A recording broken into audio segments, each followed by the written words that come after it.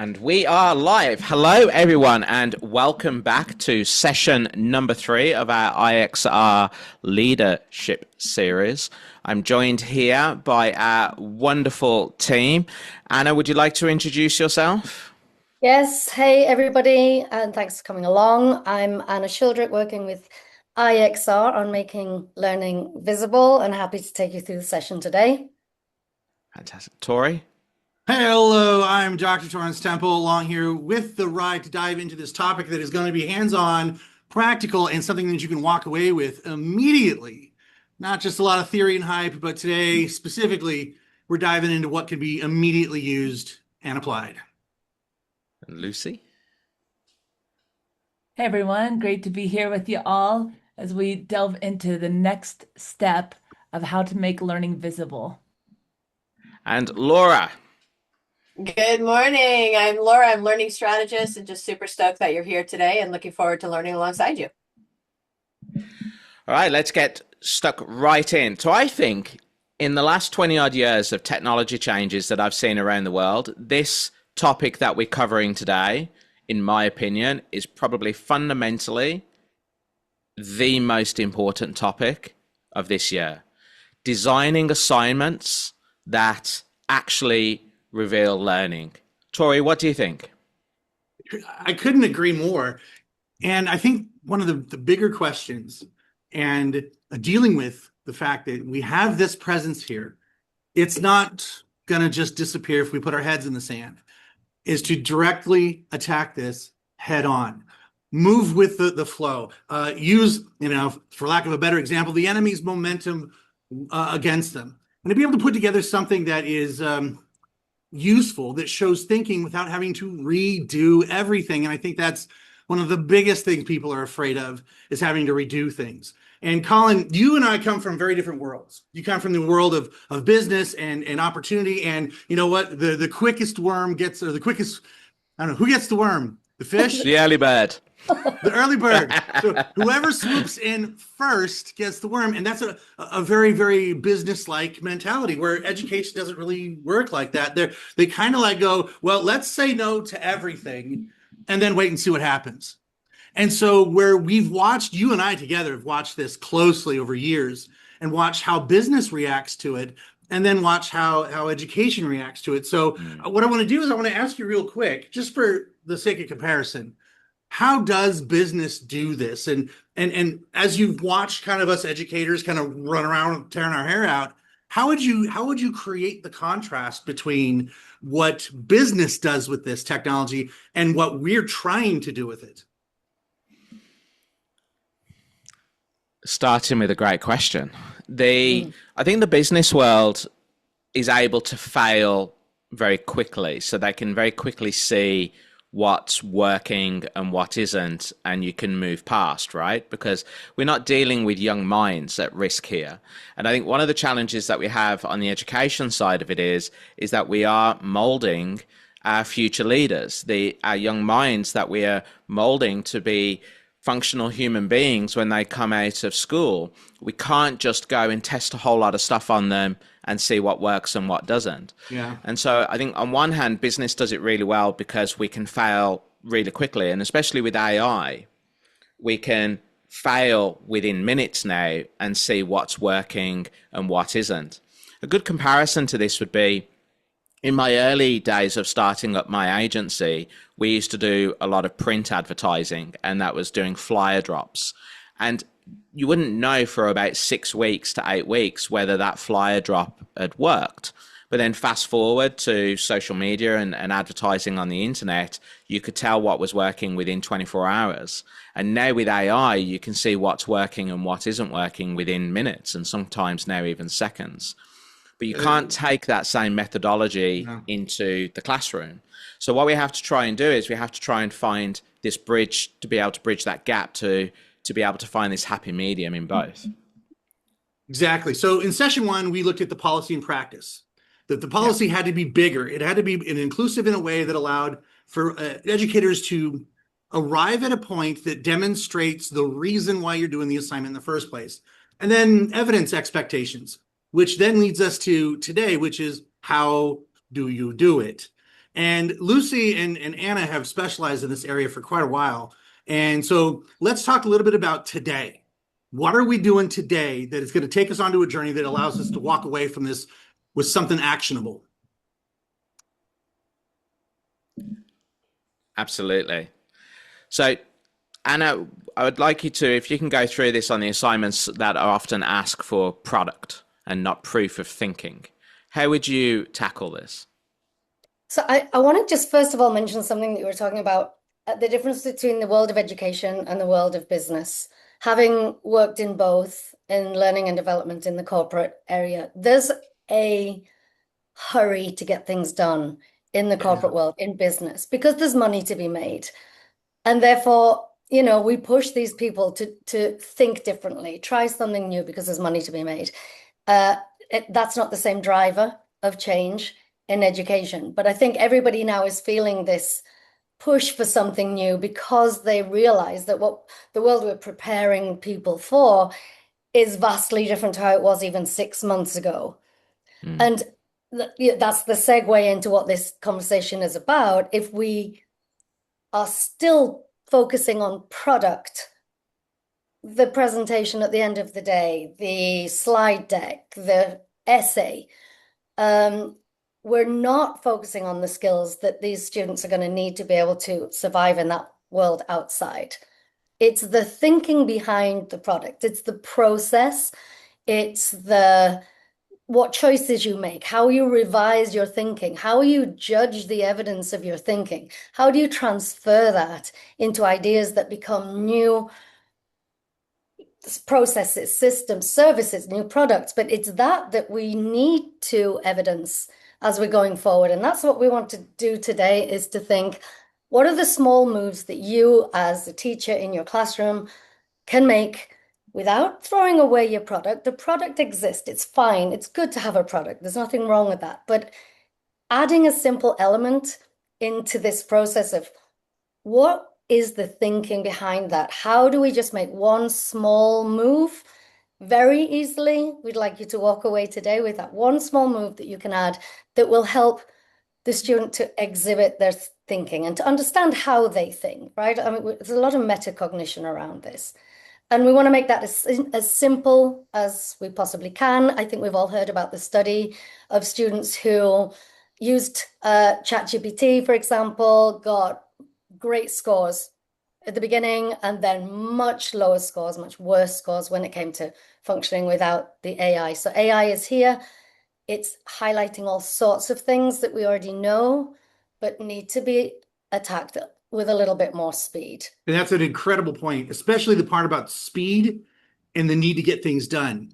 And there's a similar kind of push in education, and a lot of teachers. And as someone who runs the credentialing program for a national university, I noticed that there's this methodology for marching forward at a specific rate and really adhering to pacing guides, which isn't quite the same, but it's the educational sort of equivalent.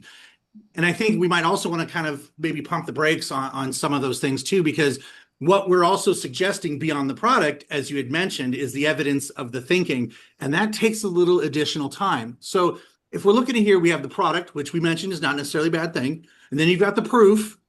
The proof here is the choices in the paper. So it's almost like you've got two things happening here. You've got the product, and then you've got this small additional layer that then reflects back on the product.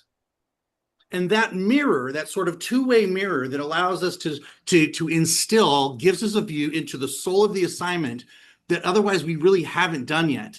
And we've sort of let the teacher evaluate the product for that, not necessarily having the student do it, which I think having been in the game for a while, the metacognition part is incredibly important. So let's say you wanted to write a paragraph, right?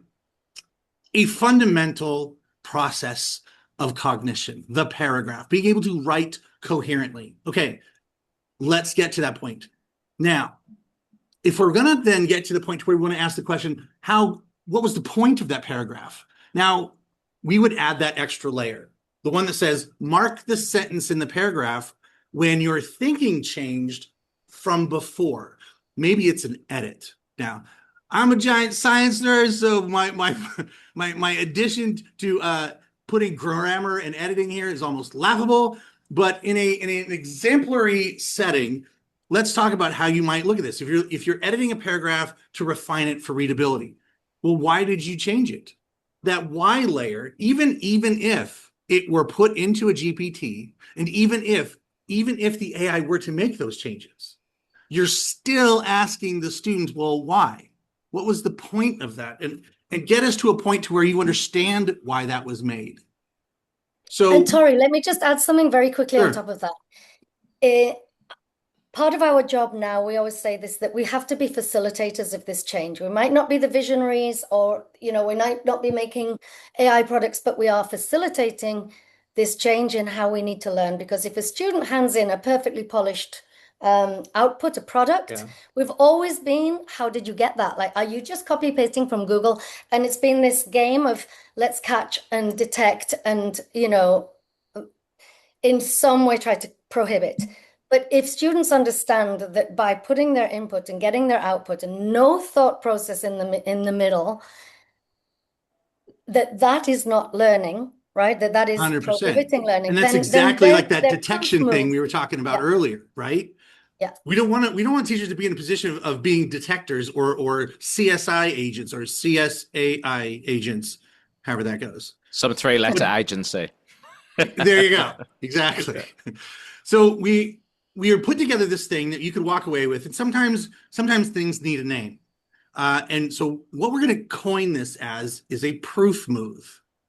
The proof move is the layer that sits on top of the product that you encourage the student to then put together so that it enables you to then see where the student's at cognitively. What are they thinking? How did they get to where they were? What was the rationale that they give for even if the AI did the work? What's the reason, a rationale for their process? So a real teacher, would they use this tomorrow? Maybe. I think it would be actually quite easy. You hand the product and then maybe even something as simple as on the front screen on a single slide, write the question, how did you defend the changes that were made? Which gets us into some of the other items. Vocabulary, terminology. It's probably Bloom's at some level, but the AI has really kind of rewritten Bloom's. And I know there's some folks at the university who are trying to like redo Bloom's in an AI context. But let's look at it here.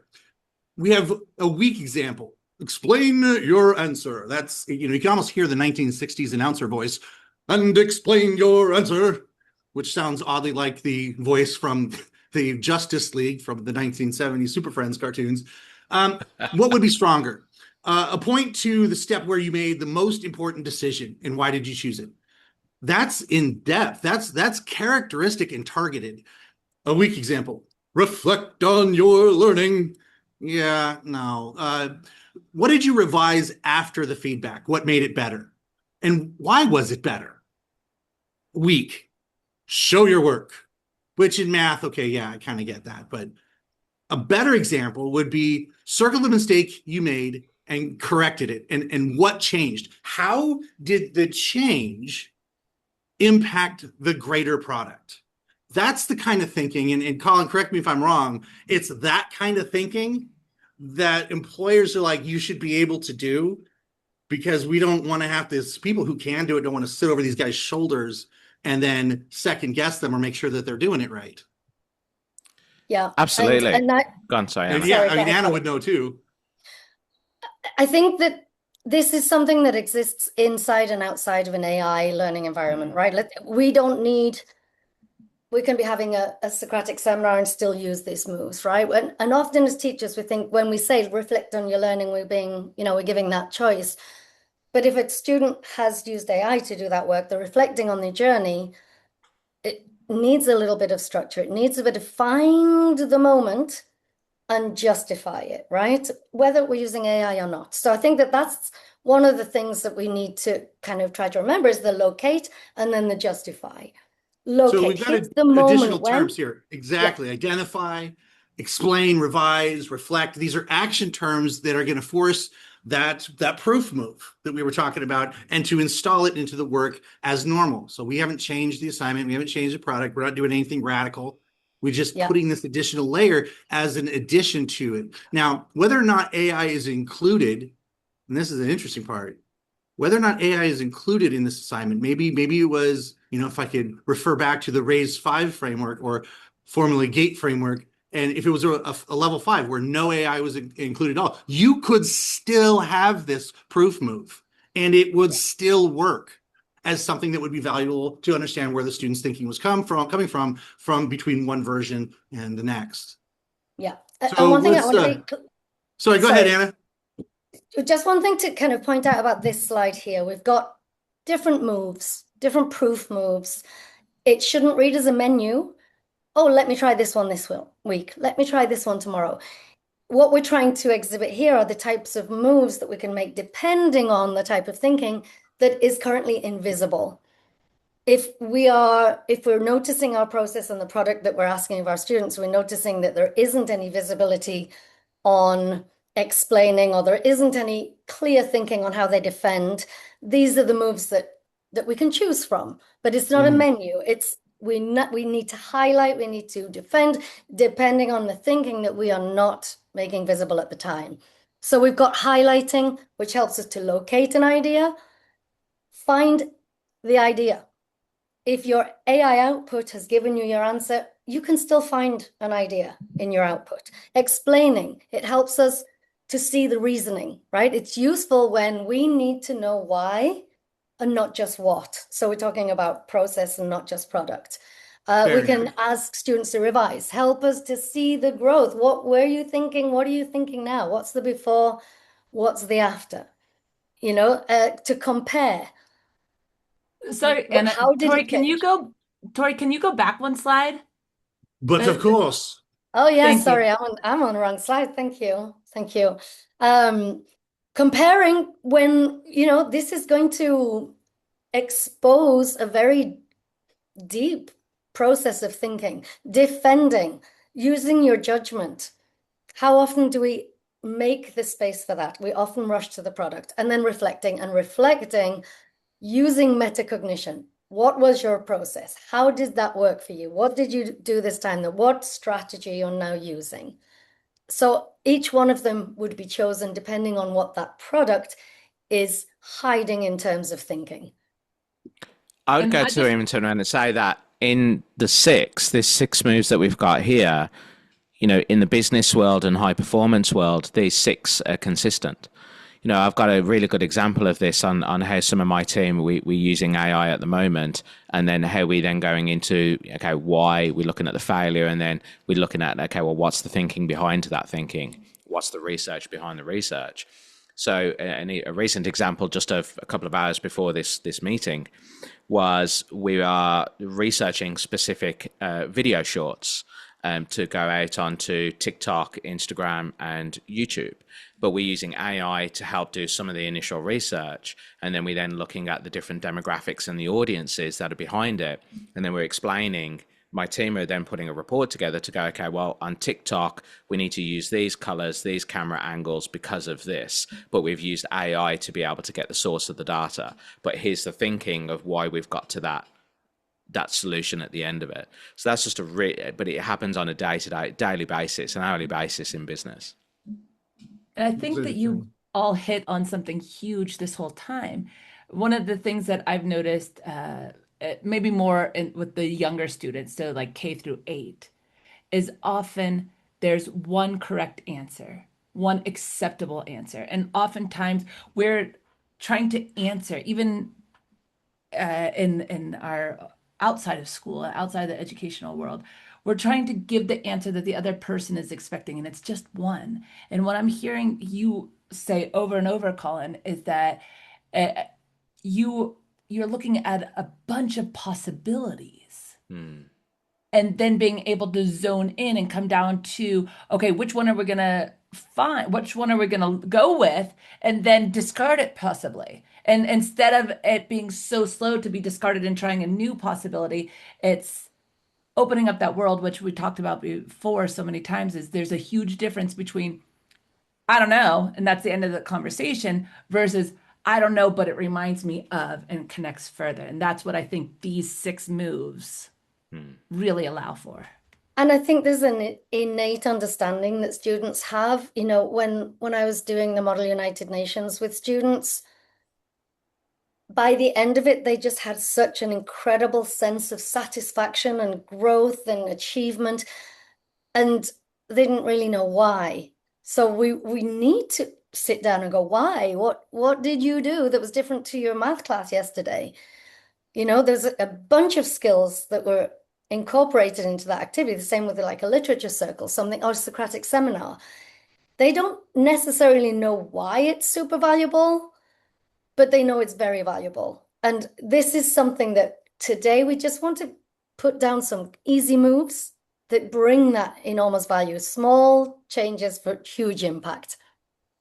I think that's what we're trying to come away with today. So if you look at the next slide, quickly, we're just saying, okay, what is hidden? What thinking is hidden that we can reveal? So, you know, if there's no reasoning there, well, then let's bring it in. Explain. And reasoning is difficult. I've heard this so many times. My students don't know how to do that. No one's going to say anything. We have to start somewhere, right? By offering opportunities to show your thinking and then making it really okay for us to get it wrong and to find another path and to collaborate together and then to synthesize. These are the opportunities we need to build in, right? If we're saying, sorry, I'm trying to look at my screen. If there's no revision, what has changed? Right? You started out with your thesis statement, you've ended up with this thesis statement. Where is the space for us to give the student the chance to explain that? Defending your evidence.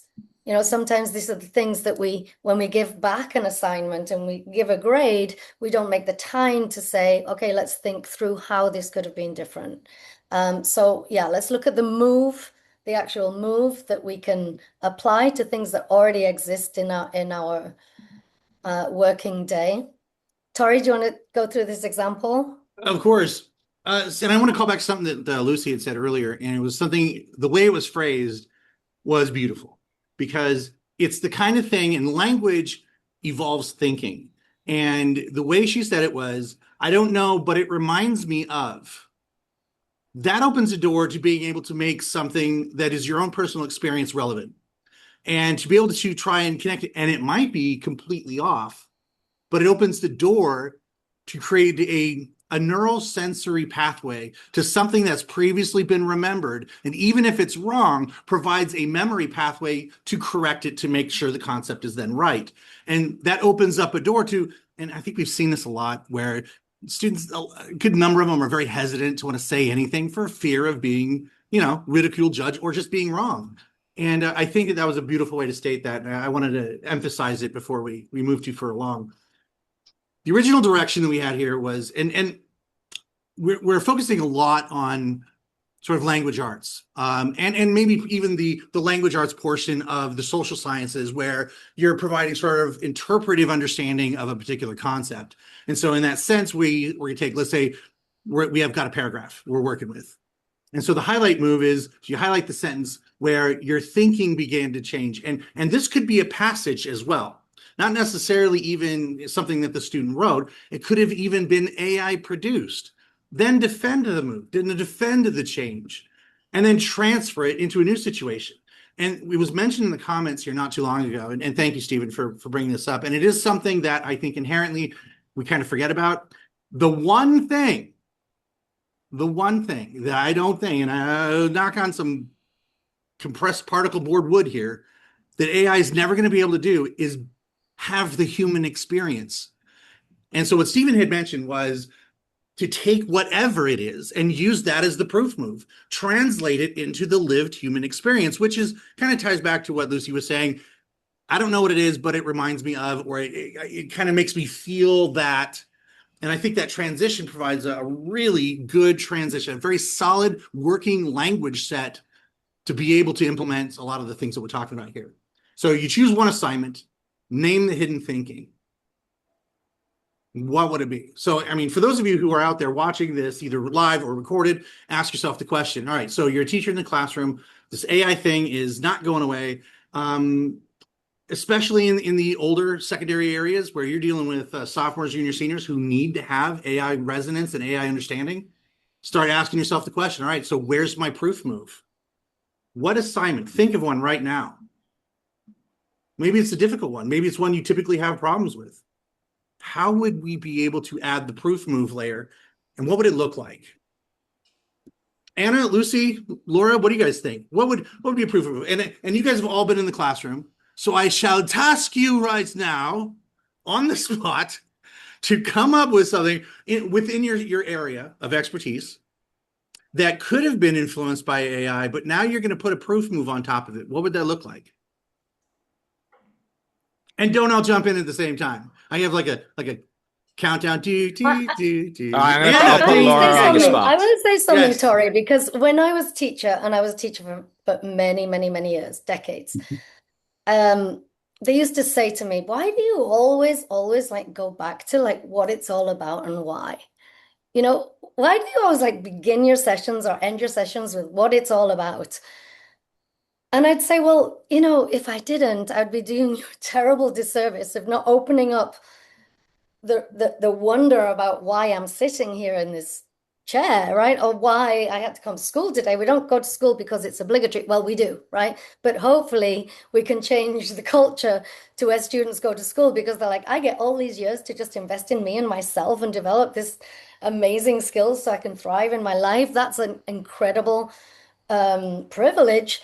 But we don't usually present it as that. We usually present it as content. So if you are looking at facilitating learning through that lens, then it is about, well, you know, okay, I don't need to know about Hamlet because I'm going to be a chemist, but I do need to know how to grapple with difficult concepts, right?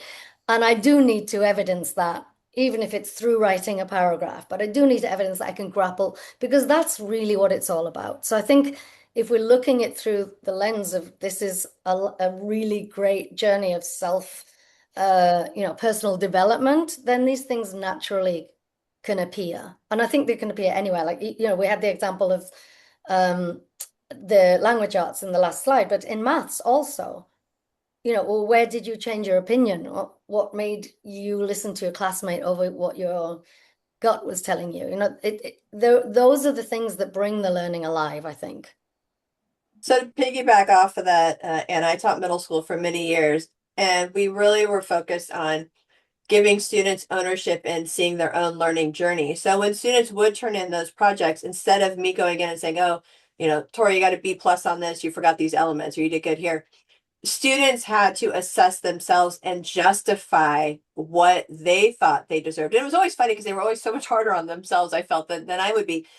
But the learning was then made visible. But because, again, language arts teacher, it wasn't, I did the essay, but it was, as you can see in my essay, I brought in the transition words like you told me to do. I have a counter argument here. So even if a student today were to use AI to create that essay, to have to go in and pull those pieces out and explain and say, I updated my draft because it was having these concerns here. And this is, and so therefore I think I'm here on the spectrum of this learning experience. I think it's one way that was happening way before AI that still today does that metacognition on another level. So it's not necessarily in the moment of the learning, but it's a way to reflect back and say, where have I grown? And the other piece is when you share how you've grown, you're celebrating that moment. It's something you're proud of. So it's no longer about, I just got it done, right? But it is about saying, look at the productive struggle I went through, and I'm so proud of what I'm handing you in the end. And sometimes students would say, I ran out of time. I balanced poorly this week. This is not my best work. And that's okay too. That happens. But that ability to understand what they're doing, I think was a huge component in my classroom. And Laura, And what I you think just you said obviously there, I created. think, No, go ahead, Lucy. thanks. But I wanted to focus on what you said, Laura, when you said that wasn't part of the learning whenever they were reflecting. But I would counter that and say that was probably a huge part of the learning. It just wasn't part of the graded learning. And that part that you do so naturally of making it, giving space for students to make meaning for themselves is huge. So just because it's not graded doesn't mean it's not useful. And I think that that's one of the biggest shifts that I think that is a proof of learning, a proof of growth for us as educators too, is redefining how we are assessing students and making space. So taking it back to math, what I would do if I was in that space is ask them, like, how might you find out this answer, and letting them come up, everybody imagining their own way of, because I don't use the formula to come up with the percentages. Like, when I need to know, do I have enough money in my pocket? This place doesn't accept a credit card, ATM card. Do I have enough money? But it's this percentage off. I can figure it out, but I'm not using the official formula. So letting students say how they would figure something out, I think that's one of the best things that we can teach them, that they are capable of figuring out whatever comes in front of them, if it's school Lucy, related I or want not. to interrupt you here for just a second. And I want to ask you a more practical question, a more routine logistics question that was going to happen in the classroom. And I'm wondering if there are people watching right now that would ask this question. It's like, my school year is about to start. This is all really interesting. I think this might be something I can use. Because we're not going to escape the accounting of grading. How does the proof move calculate into the grade? How would you measure that? And Anna, yourself as well. And let's look at this. What practicality? What is it worth? What is the product worth versus what is the proof move worth? I'd like to respond, because I think what Laura was talking about was she created a culture where it's okay, in fact, encouraged to get things wrong, rethink, redefine, reassess, compare, evaluate, etc. But it's, as we have formative learning and summative learning, right? And then with teachers, you're like, which part of the formative learning am I grading?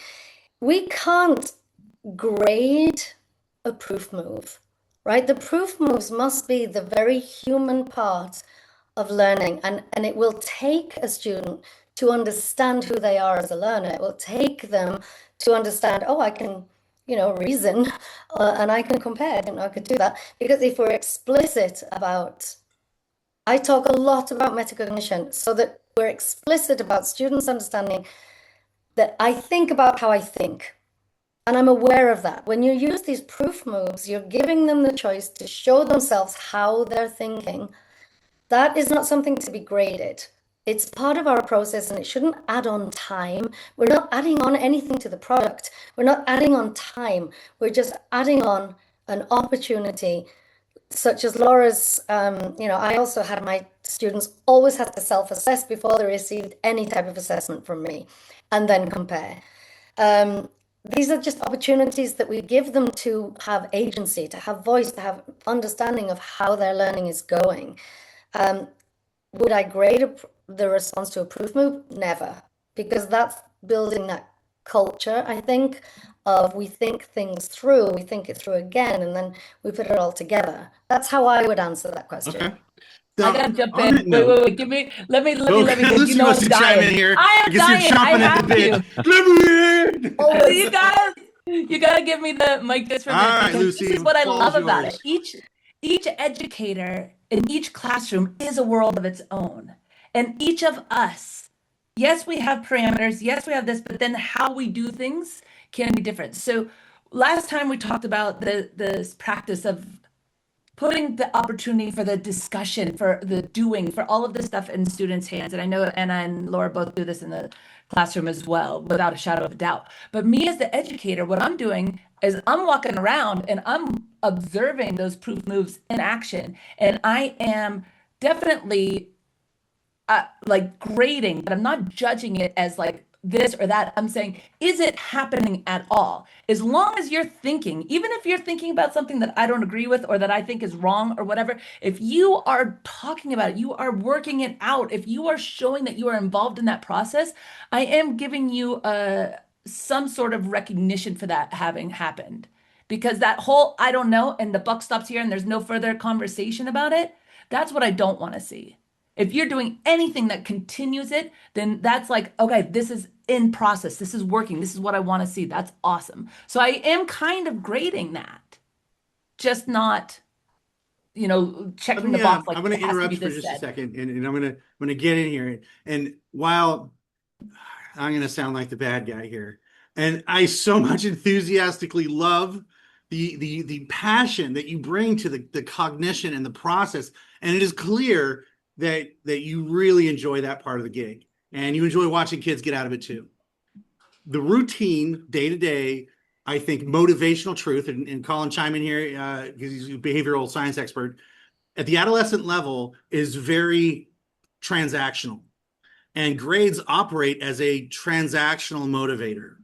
So what would be the motivation? And this might be a little off the beaten path of what we're talking about, but I think it, because of the fact it is something that it beads into, will the students do it? And is it enough to just give them the opportunity to do it, or does it transactionally need points in order to encourage that motivation? Because is it just enough to have it, to have the freedom to do it? I think it depends on the student. You know, if I look at some of my best team that I've had over the years, and so I'm talking about this from a pool of over 1,000 people that I've hired now over the last 28 years. Some of my superstars were ones that have struggled through school getting the grades. They did extremely well in arts and they did extremely well in putting the essays together and doing the research. But then when it came to the grading, they just fell apart. And to be fair, I was one of those as well. But then they've gone on into, some of them into very creative positions, very analytical positions, and gone on to, you know, setting up their own companies around the world or doing stuff in meaningful positions. I think the challenge that we have also is that when we're dealing with education, we're dealing with an institution that hasn't really changed much in over 200, 250 years.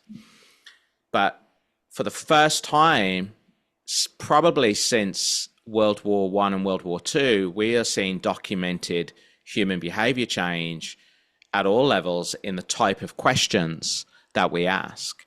And then if we add layers onto that with social media now of the youth today that's coming through with their attention and the dopamine hits and the cortisol hits and the adrenaline hits and the oxytocin hits that they're getting, their attention span for that information is totally different, and their brains have been trained, which is completely different to what's being taught in the classroom.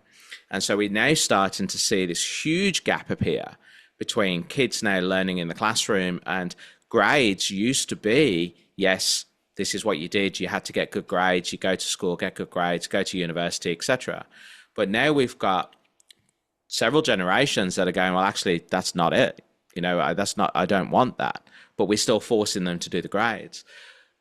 Some of the examples that I'm thinking where I've seen really positive student interaction and then that leading to really good grades is where the course curriculum being taught in the classroom is being gamified. So we've used gamification techniques through the delivery of the course material, the leaderboards, etc. And then that's then transcribed into high quality grades because they've been learning, the brain's been taking it in, but they haven't felt like they've been doing it.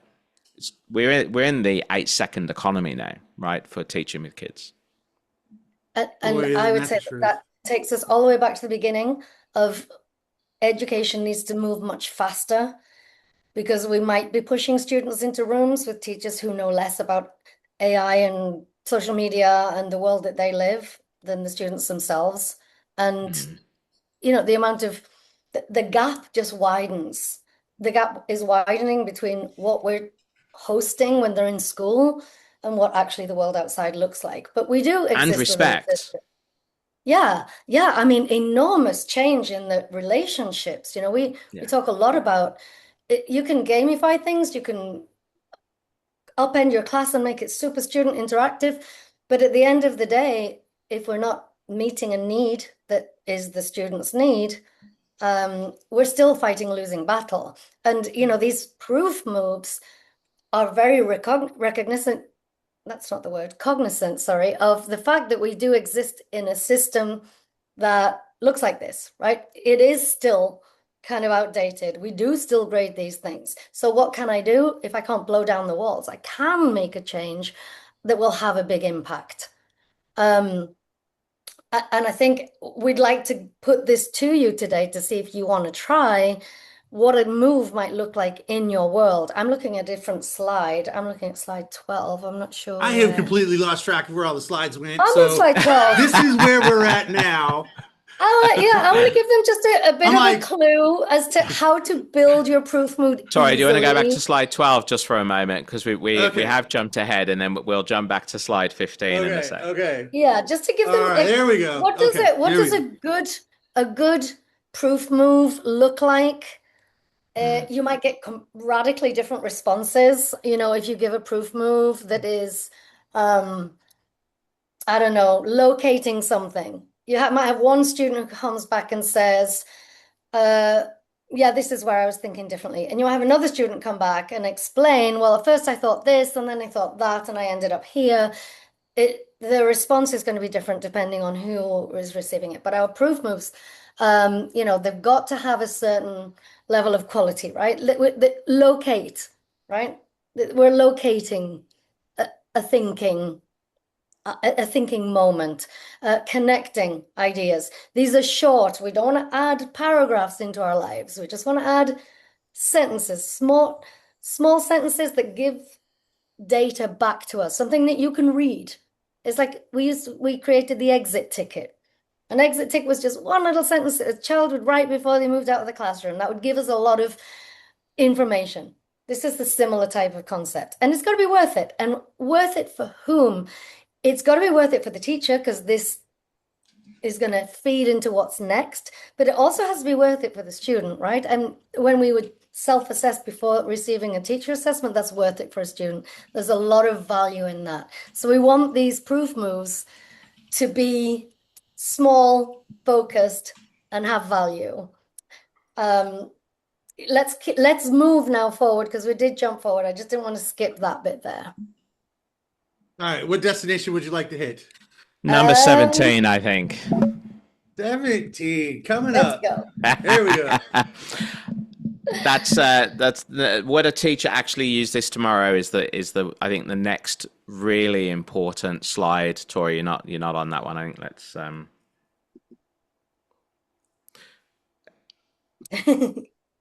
everyone, please wait a moment while we have this technical glitch. Dun, dun, dun, dun, dun, dun, dun.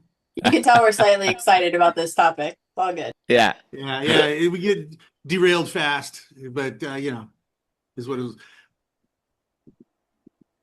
Tory, I think you are okay. Moved. I have no idea what slide that would be. This is a good slide, I think. So All right, there we go.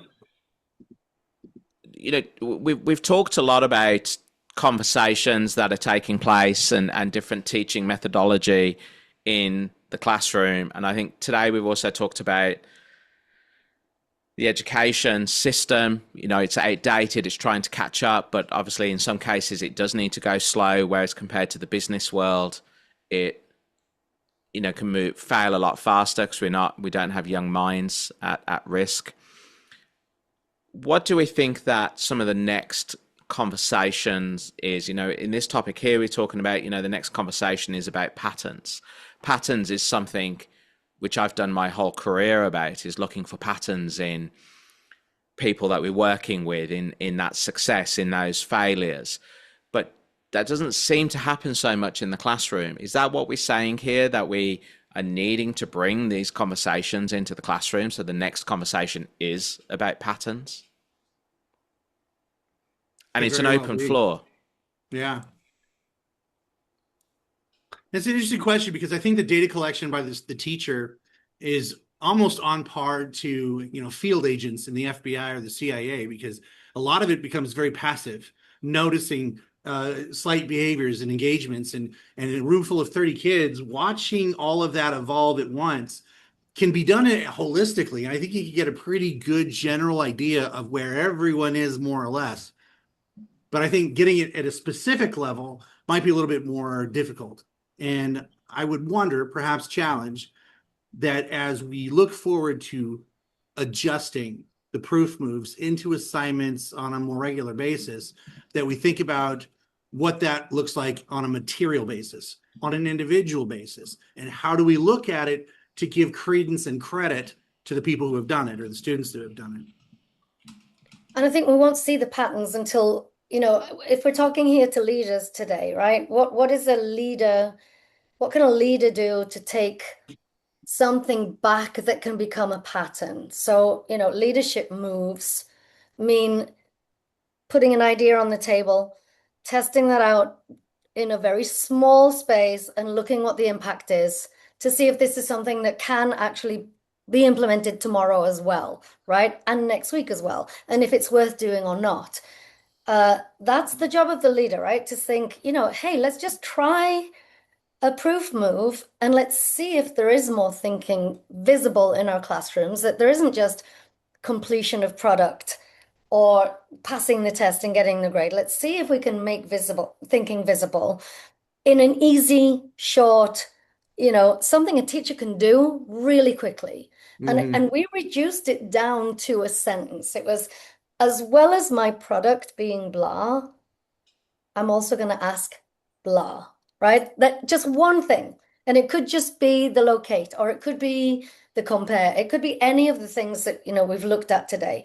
But if a leader puts this on a table in a staff room and says, what do these proof moves look like in your classroom?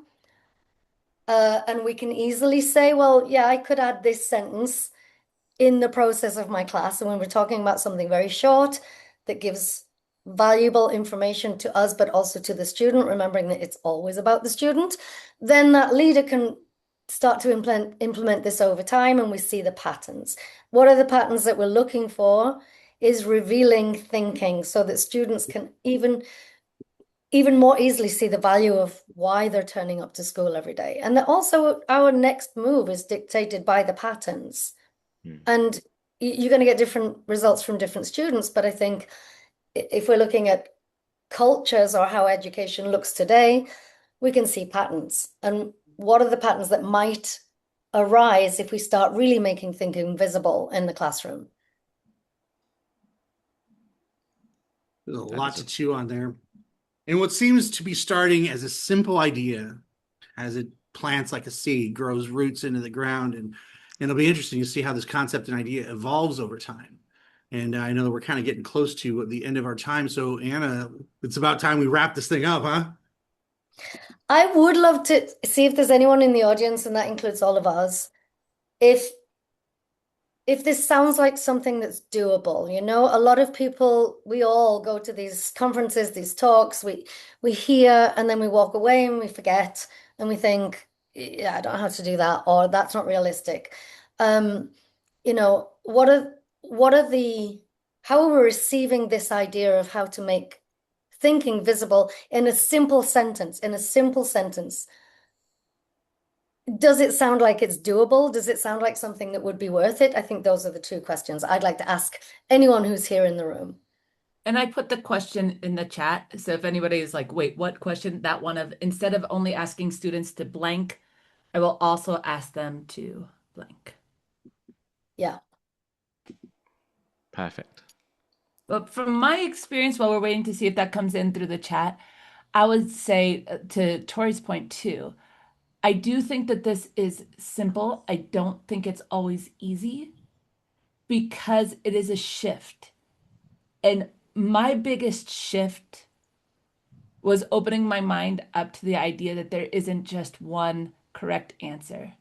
That if you can explain it to me, if you can give me a reason, then that is a correct answer. And so opening up space in my own mind for that was the biggest shift that I've made as an educator that allowed for the rest of this to come forward.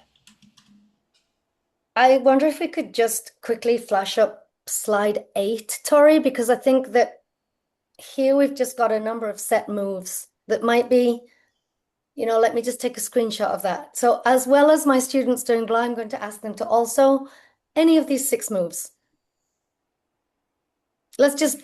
How easy would it be to write that in? So yes, they have to write the thesis statement or yes, they have to write through the processing to get this math concept correct. But I'm also going to ask them to defend.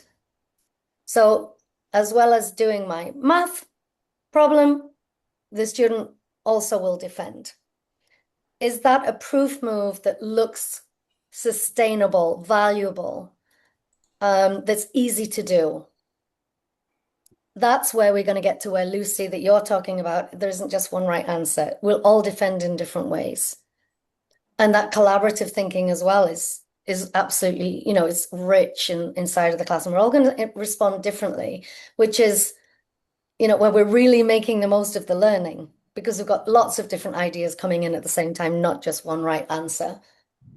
And what makes sense from my point of view as the educator, that I'm giving you this pathway forward, might not make sense to you, but the one that my student brings up might make sense to 3 or 4 of the other students. So this space, this collaborative learning is huge. And I love that we came back to this slide to take a look at it, because this is where meaning making can really come to fruition. Absolutely. And there's still going to be the correct answer to the math problem. There's still going to be a good thesis statement or not, right? That there's still going to be the thing that gets you through the test. But as long as we're making the thinking visible along the way throughout the process, I think that we're enriching. So we've had a couple of questions that have come in from the audience. So we've got some on the Zoom chat, and I've had a couple of others come in. Is there anything else that we want to cover in this session before we wrap up for questions? I think, Tory, just going into the final slide, and I think that this is just coming back. I think that this is huge, and it's not always easy. And this is one of the things that we all do together as and at IXR, is we come together to see how we can make this process easier for educators across the board. So how do you take those first steps? Where is the next step? How can we make this happen from our system side so that students are getting used to this? So it's not quite the huge shock of, wait, you don't want just one answer, but I'm allowed to think, I'm allowed to have an opinion, I'm supposed to, all the way to I'm supposed to, and now it's a natural thing. Or do I have to? Yeah, that's usually the first one. Yeah, do I have to actually think? You're right, Lucy. I think, if we put down to what IXR is doing, it's finding ways to make this easy for teachers to do, so that the thinking is visible. 100%. So it's not about this idea that like one proof move makes all the difference. That helps one assignment. But when proof moves repeat across the classrooms and the patterns emerge, and we see what's working in one, and that educator shares from the other side, and we start seeing what's working and where thinking is visible and which assignments are still hiding the thinking, then that's when the leaders can step in and support this. And that's the path from classroom move to learning visibility. And again, that's the whole idea, I think, behind IXR in one sentence. We are working to show the thinking behind student work while there's still time to act on it with those students in front of you. Very nice. Okay. The floor is yours, Tory. Oh, fantastic. Okay. Well, as we wrap up the ideas here and we start to thinking about the thinking, and one of the other items in the chat I had noticed, explaining thinking is one aspect of this, and to be able to show the thinking. Explaining what your thinking meant is understanding, and showing an understanding of what you're learning. And I think that's it was an important point to have been made too, because the ability to comprehend is sometimes a little different than just showing a thinking process. And I think that might be the tail end of the process here. Show the thinking, but can you explain what you were thinking? And does that explanation show your ability to understand and comprehend? I think that's massive. A lot of teachers will say, explain your thinking. And, it is an opportunity for a student to explain their thinking. But it doesn't necessarily give the student the opportunity to understand their thinking, right? It can be another product on the list. It can be another, okay, so I did this, it's another product. But if we think about those 6 moves, depending on what my assignment is not naturally highlighting, then I can choose one of those moves, just one. We would never want people to choose 2 or 3, right? Just one. What is your assignment doing? What's the thinking that we need to see? Choosing one of those moves. It can really make a huge impact, not just on you as a teacher understanding where the student is at, or the student themselves understanding where they're at, but also on the culture that you're creating inside of the classroom. Good point. Fantastic. So I've had a question that's come in, and it's been sent in one form or another by a few different people, and it's a similar sort of question. So I'd like to ask it because I think it's a really good follow-on to this. Do we think, will AI reduce learning gaps through personalization, or do we think it's going to make the inequality worse? Oh, that's huge. That it's a big one, right? Because everything that we're talking about today is trying to use AI as a tool, and obviously this is helping with personalization, but we're in this kind of funny time, this messy middle at the moment, where it could be making it worse.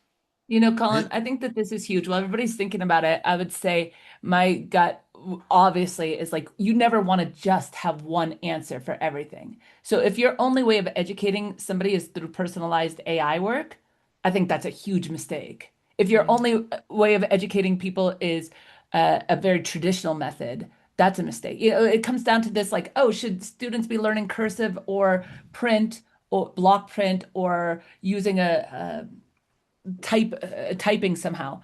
Like, it's not one or the other. It's finding and being so involved with That your students and combination. your own work that it's a combination for me. Love it.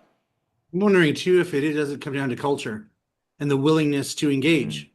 We have so many tools, so many options, and so the question is there a a cultural priority that enables the use of the tools? And the tool is simply a tool, but if you don't use it, it kind of doesn't do much. And we can put out any number of tools in front of people, but if the cultural understanding or willingness to accept the tool can really dig their own hole and really provide deprivation in a way that maybe they knew was coming, but were willing to sacrifice anyway. So I think that the choice comes from a lot of other external factors that maybe aren't necessarily related to opportunity or equity within the educational system, but are cultural lenses that extend from external places that happen to reside and reflect within the system. Can I just say something in response to something that you wrote, Stephen, in the chat about you're very concerned about how they're going to remember this and apply it to their lives? I think another thing that we could have stuck onto those 6 moves is the 7th move of transfer. There's not always the opportunity of transfer of knowledge. We just hope that you get it and you remember it, but do we create the space to transfer that knowledge elsewhere? I think there's a lot of effort that goes into that in terms of project-based learning or interdisciplinary planning across subjects. But transfer is something that you have to know that you have that skill, right? I need to know that I need that skill, and I need to know if I'm developing that skill. And so I think we can put a lot of things under the bucket of metacognition, right? If I know I need to remember things, that is a human skill that we don't want to lose. We need to know how to remember stuff. We need to know how to go through the things and find what's worth remembering. And we need to know why that was worth remembering and how we're going to apply it. I think that making these moves visible is showing us that there's more to learning than just getting through content. There's a bunch of things, a bunch of human skills. The cognitive skills are endless. So yeah, when we create that culture, and the older these students get and the more aware they are of the thinking, then the more skills they can add onto their tool belt. Right on. Wow. Well, we are a minute shy of 11, and we have had ourselves a full buffet of proof moves. Although I want to add one before we go. Another one called, and I'm going to invent a word here, exponentiation. That's where you take something and you blow it up so far beyond its original parameters that it takes on this epic proportion. To think in terms of an exponential transition from the original concept. I think that should be put in there too. Love it. Just for you, Tory, we will include that in there. Thank you. I don't know how to so spell much. it, but it's a good word. Well, we'll make it up, right? My name is Okay. Colin, and we do have Colin's dictionary, so we can Perfect. kind of add something there in you there. go. You're in charge of that then. Wow. I think we've gone around the world and back today on this topic. We would absolutely love to hear from any one of you with any questions, any feedback, whether you agree, don't agree, put it in the comments and one of our team will respond back to you. We have one more session left, which finalizes this leadership series. So please, if this is the first one that you're watching, fantastic, welcome. And we look forward to seeing you next week. And if you've been following along for the whole series, thank you so much for taking the time. It really does mean the world to us. We don't claim to have all of the answers to this. This is such a moving target, but I think it's so important to have these discussions that we're having today, creating a culture of curiosity, bridging this gap between business, education, leadership that generally can make the world a better place, because we are educating our future leaders and we are going through times and change like we've never seen before. So thank you, everyone. Thank you, IXR team. Thank you for everyone that's joined. We will see you next week. Next week. Take care. Thanks, everybody. Bye.